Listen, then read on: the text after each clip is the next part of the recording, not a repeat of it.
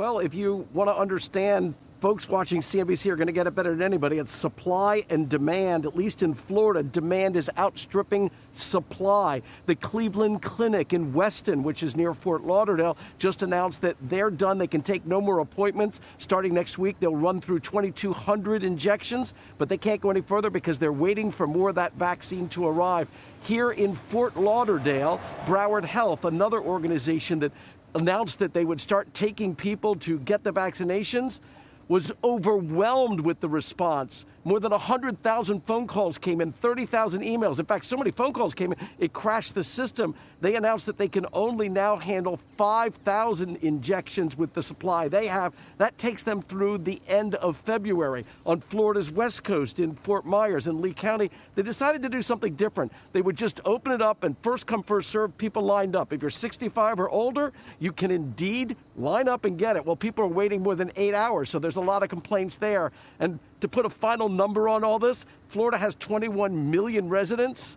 20% are 65 and older. So you get the idea of why there's so much anxiety to try to get this when it's available, but then again, it's not available. Kelly? And Carrie, on that note, what do you think changes about this situation in the weeks to come?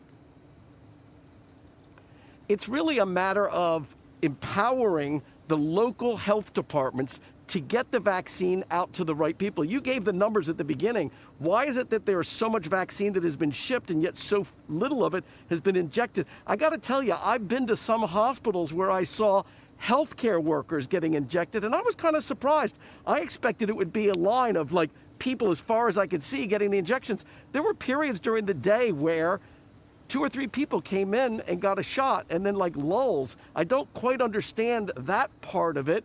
And I think a lot of people are asking the question, why isn't this going 24 hours around the clock? You know, the agriculture commissioner, who's a Democrat in Florida, she sits on the cabinet here, she has now petitioned to the governor, Governor Ron DeSantis, a Republican, to get the National Guard involved in clearing up what she calls this chaotic mess and get them to set up tents and get them to get the right people in place to start giving shots. Right now, the National Guard is activated, but they're only dealing with the swabs to check to see whether you're positive or negative. They're not dealing with the injections, which, of course, right now, everybody wants, Kelly.